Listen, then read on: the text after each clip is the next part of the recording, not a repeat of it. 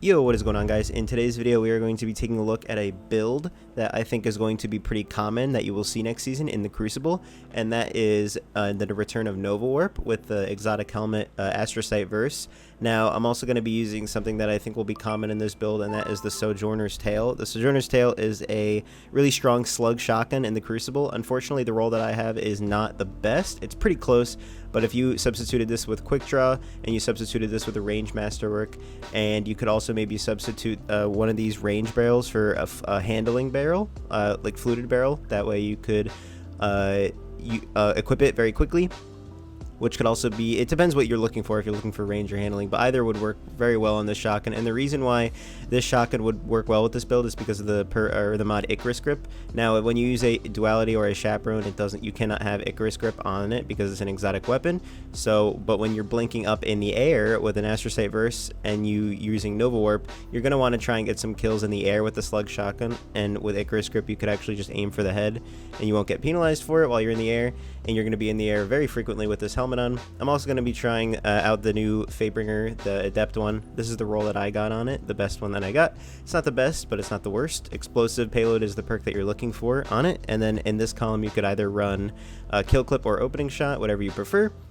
You definitely want range here and range here. Corkscrew is like not a bad but not a great barrel. You definitely want full bore, hammer forge, small bore, something like that for max range, as well as a range masterwork. And then everything else here is basically what you want: accurized, explosive, and opening. I'm going to be using, like I said, Astrocyte Verse, which is a helmet which improves your blink. So if you guys have played Destiny 1, it basically gives you the Destiny 1 blink, where your radar doesn't go away when you blink. It's faster. It recharges faster. Everything about it is just better. If you're going to be running Nova Warp, I recommend running that helmet because it's getting buffed next season. You will be able to hold your momentum in your super, as well as not losing the momentum on your grenade when you charge it up. So it's just all around going to be a very strong subclass for Warlocks next season for PvP.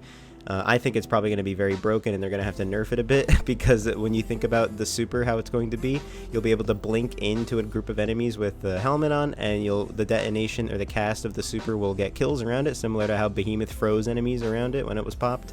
So I think this subclass is going to be extremely strong. It's going to be the fastest subclass in the game, meaning you can get to an enemy team faster. You could probably get around an entire map with this super, comboing the blink with the blink from the super itself, so you have two blinks for using for your mobility.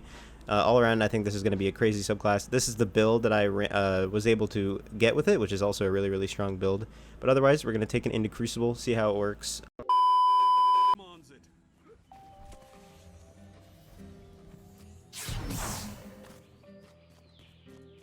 Enemy claims Zone C. Zone A captured.